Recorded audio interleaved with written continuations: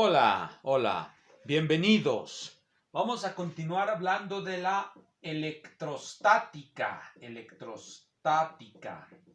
Ya en la ocasión previa tuvimos oportunidad de comentar que la teoría del dieléctrico,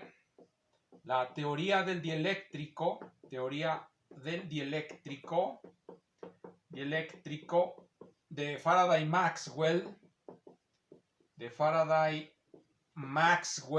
tiene un gran poder unificador, ya que en esta teoría se hace la siguiente identificación: éter luminífero es igual al dieléctrico que postula esta teoría. De esta manera, cuando se hace esa identificación, los fenómenos ópticos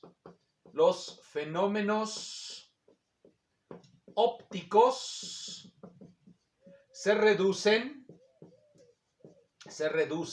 o se transforman a fenómenos electromagnéticos.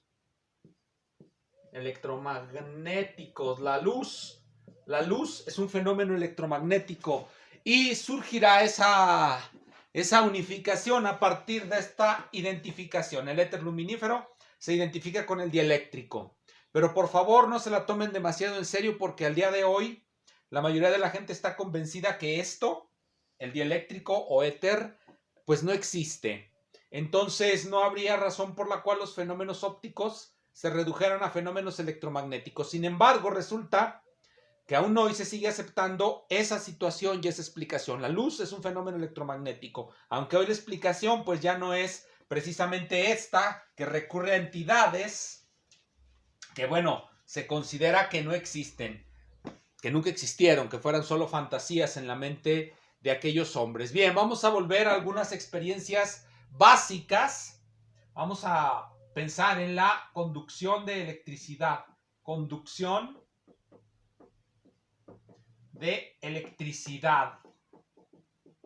Cuando hablamos de conducción de electricidad, nos estamos refiriendo netamente al asunto de las partículas. Digamos, tenemos aquí dos cuerpos conductores. Este está cargado. Voy a ponerlo así como que cargado. Y le voy a poner que está cargado positivamente, es decir, es un cuerpo vítreo, por utilizar esa terminología. Le conectamos un cable y obviamente van a empezar a moverse las partículas y van a empezar a llenar esto. Esto se llama conducción. Pero ya vimos, ya por la misma experiencia sabemos que no todos los materiales son conductores. Este es un primer resultado. No todo material es conductor. ¿Conductor de qué? De la electricidad. ¿Y qué es la electricidad? Bueno, no lo sabemos con certeza. En esa época no se sabía. Hoy decimos que son electrones, y si nos preguntamos qué son electrones, bueno, vamos a caer en un problema, porque los electrones no son precisamente partículas, son algo más complicado que partículas. Entonces, no todo material es conductor, y aquí se van a hacer una serie de analogías. Vamos a poner aquí analogías. ¿Analogías con qué? Con el campo gravitatorio. Pero en particular con la mecánica de los cuerpos continuos. Un cuerpo, vamos a recordar esto, un cuerpo cargado soporta tensiones. ¿Cuáles tensiones? Las tensiones del éter. Soporta tensiones. ¿Cuáles? Las del dieléctrico. Cuando colocamos la carga, el dieléctrico se tensiona, y ese cuerpo cargado, pues obviamente al estar cargado, pues está soportando las tensiones que se generan a su alrededor, como vimos en la ocasión pasada. Un cuerpo conductor o un material conductor es uno tal que no soporta las tensiones. Por lo tanto, diremos que un dieléctrico o aislante,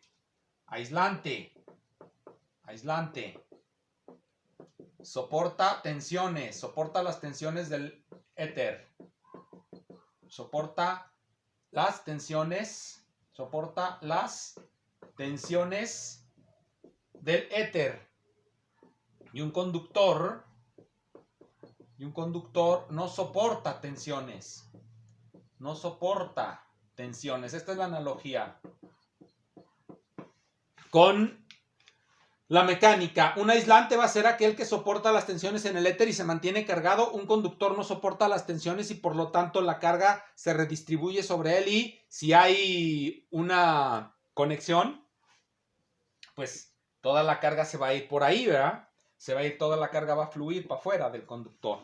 Bien, entonces el aislante va a soportar las tensiones del éter, el conductor no va a soportar las tensiones. Obviamente hoy día este tipo de explicaciones pues ya no funcionan porque no se considera que el éter deba de tener un rol y debe de haber otro tipo de explicaciones para los conductores y los aislantes, y esas explicaciones se dan en función de una teoría microscópica.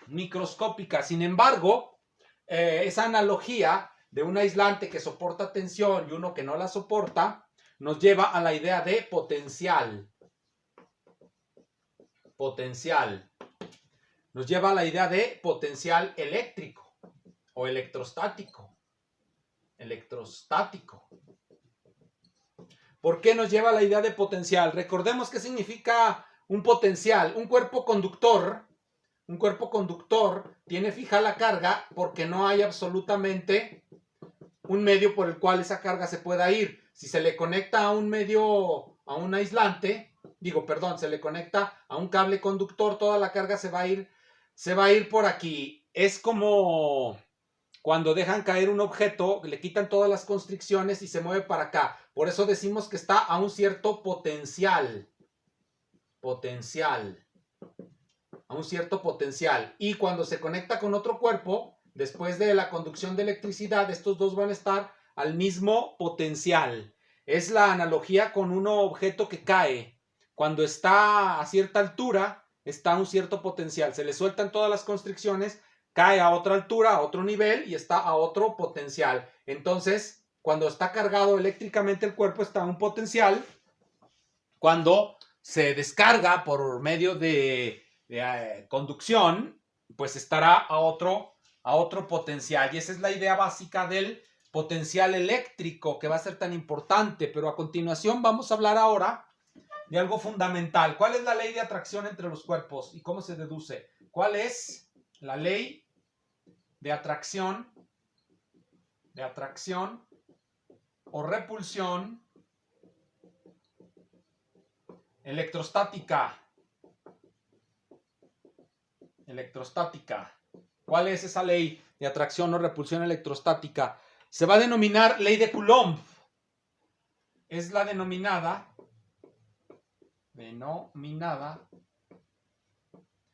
ley de Coulomb.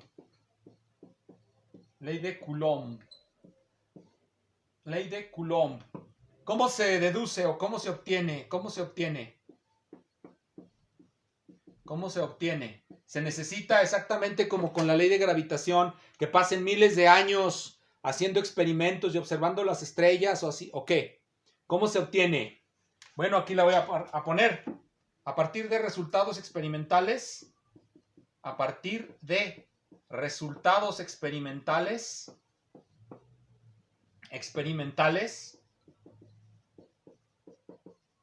Y cálculo matemático.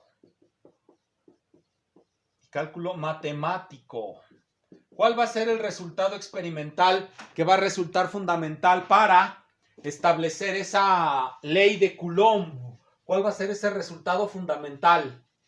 Bien, el resultado fundamental es que todo conductor, aquí lo voy a poner, todo conductor hueco no tiene fuerzas eléctricas en su interior. Toda la carga, por supuesto, de un conductor va a estar en la superficie. ¿Qué significa que no tiene fuerzas eléctricas en su interior? Se hacen experimentos en los cuales se tiene un cuerpo cargado y se mete dentro de él otro pequeño cuerpo también. Este es un cuerpo cargado conductor. Este es un cuerpo también conductor, pero no cargado. Si lo pegan a las paredes, aquí nos damos cuenta que no hay electrización por inducción y que si lo pegamos a la pared, pues se electriza. Esa es la idea. Pero hay algo fundamental. Lo sacan, está electrizado, pero no hay absolutamente aquí alrededor ninguna fuerza que se ejerza sobre este. Es decir, todo conductor en su interior no tiene fuerzas eléctricas, es decir, no hay fuerzas. ¿Cómo se logra esa situación? ¿Cómo esa situación nos ayuda a calcular lo que se denomina la ley de Coulomb? Bueno, vamos a hacer un modelito para calcularlo, la ley de Coulomb, a partir de ese resultado. Un conductor hueco no tiene fuerzas eléctricas en su interior, por lo tanto, podemos utilizar cualquier tipo de superficie, una sencilla, no pongamos superficies complicadas, vamos a poner una esfera. Vamos a considerar una esfera. Consideremos, aquí lo voy a poner, consideremos una esfera a la que le voy a poner S2 para abreviar, una esfera hueca, conductora, uniformemente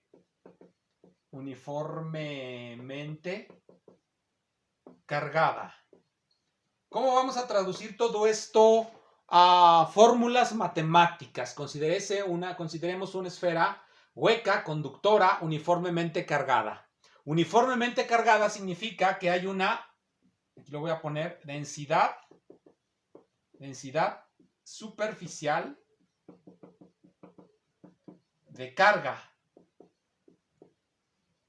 Le vamos a llamar sigma, y la densidad superficial de carga es la carga, digamos, no sé cuál carga tenga, pero supongamos que es la carga Q, está distribuida sobre toda esta es el área de la esfera, área de S2, por eso le pongo aquí S2 para ir abreviando todo lo que se pueda.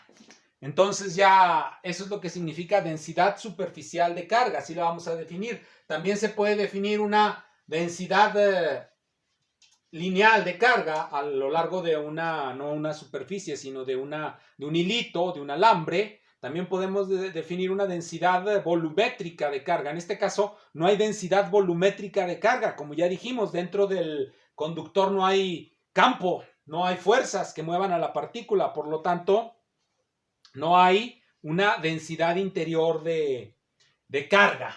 Bien, una vez que tenemos esto, ¿qué es lo que vamos a hacer? Bien, vamos a hacer un dibujo y tratemos de que sea lo más explícito posible, porque resulta que estos dibujos a veces pueden ser muy feos y no queda claro de qué se está hablando. Miren, la densidad superficial de carga pues está sobre toda la superficie de esta esfera. Vamos a agarrar un punto cualquiera de esta esfera, que le vamos a llamar un punto P en su superficie. Vamos a hablar de un punto cualquiera dentro de la superficie, son puntos. Q, dentro de la esfera no hay fuerzas. Vamos a hacer la suposición de que todas las fuerzas que hay dentro de la esfera, y esto es un resultado de la mecánica newtoniana, recordémoslo, todas las fuerzas que hay adentro en este punto se suman y dan 0, es decir, sí hay fuerzas, pero la configuración de carga es de tal modo, la configuración de esas fuerzas es de tal modo que no mueven a la partícula. Si colocáramos una partícula aquí, no se movería porque no existirían fuerzas. Bien, una vez que tenemos esto claro, pues vamos a ponerle nombres a nuestra esfera. Entonces vamos a tener que este es R, la distancia entre P y Q, el punto sobre la superficie de la esfera, que este punto puede variar y por lo tanto este está variando, así varía. Esta va a ser A, el radio, este va a ser B, la distancia entre el punto origen y Q. Y aquí vamos a poner un ángulo, el ángulo teta, y aquí vamos a poner otro ángulo, el ángulo delta. Pueden poner los nombres que ustedes quieran, simplemente la cuestión es que quede clara la configuración en la que está esta esfera. Bien, entonces ya vieron que dibujamos un triangulito ahí dentro de la esfera. Si ya tenemos claro nuestro triangulito, entonces debemos darnos cuenta de lo que acabo de decir. En el punto Q, la suma de las fuerzas va a ser 0. Las fuerzas vamos a suponer que actúan única y exclusivamente de manera radial. Cuando decimos eso ya estamos dando fuerzas radiales. Ya estamos hablando demasiada de la información que nos va a interesar. Todas las fuerzas que hay alrededor se van a proyectar sobre este radio aquí. Todas las fuerzas estas se van a proyectar sobre este radio. ¿Sí? Ahí es donde se van a proyectar, es decir, trazamos esta línea, vemos este triángulo y calculamos la componente que va por aquí de la fuerza que viene así. Entonces, como nada más va a actuar así, vamos a sumarlas todas las de aquí y luego hay que pensar por qué sobre otros ejes no, pero bueno, vamos a sumarlas todas y estas van a entrar aquí y por lo tanto va a ser coseno de delta. Vamos a escribirlo. ¿Cómo se escribe eso? Miren, se escribe así. Se escribe la densidad, bueno, lo vamos a escribir con la Q. Q, la carga, la intensidad de la fuerza, que vamos a suponer que no sabemos cuál es. La intensidad de la fuerza, esta va a ser phi r, que es lo que estamos buscando, es nuestra incógnita. Y el coseno de delta. Esta va a ser nuestra fuerza a lo largo de este eje. Y todas se van a sumar. Aquí R pues va a ir variando y aquí ya está ya considerada la variación. Por lo tanto, P, cualquiera punto de estos, pues se van a ir sumando aquí. Vamos a explicitar Q con ayuda de la densidad. Entonces nos va a quedar así. Nos va a quedar densidad integrada sobre toda la esfera, sigma de omega. Este es el diferencial de un pequeño pedacito de esfera. Esto nos dice que esta pequeña área, aquí, un área, es la que la carga está actuando sobre el punto phi r coseno de delta.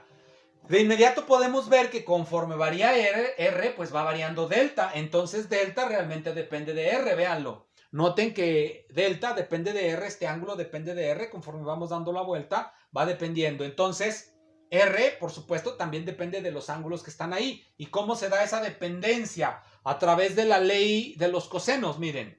Aquí lo voy a escribir, R cuadrado es igual a A cuadrado más B cuadrado menos 2AB por el coseno de, por ejemplo, teta, el ángulo teta. Bien, entonces, con esto ya nos damos cuenta de que la integral que tenemos ahí pues es complicada. Vamos a tratar de reducir esa integral. Vamos a tratar de reducir esa integral y para lograr esa reducción vamos a hablar un poco de las coordenadas de la esfera. Para ubicar un punto en la esfera, aquí lo voy a poner, para ubicar puntos, lo voy a escribir con negro para que se note más, para ubicar puntos en S2, se requieren 3 coordenadas. Se requieren 3 coordenadas. ¿Cuáles son esas coordenadas? ¿Cuáles son esas coordenadas? Voy a poner aquí el radio, un ángulo teta y un ángulo que voy a llamar phi. ¿Cómo se explican esos? Miren, vamos a suponer esto de aquí nos va a dar el ángulo teta cuando nos movemos así. Cuando esto lo movemos así, lo agarramos así y le damos toda la vuelta, esto va a generar el ángulo psi, así. Quiero que noten que el ángulo teta se mueve, por decirlo, en el plano y el ángulo phi se mueve, pues ya es con el eje z, ¿no? Este sería el eje z y este sería un ángulo en el plano que está aquí. Entonces con esto pues se va a generar la esfera. La esfera, como todos sabemos, es un sólido de revolución, y el radio pues aquí va, es R.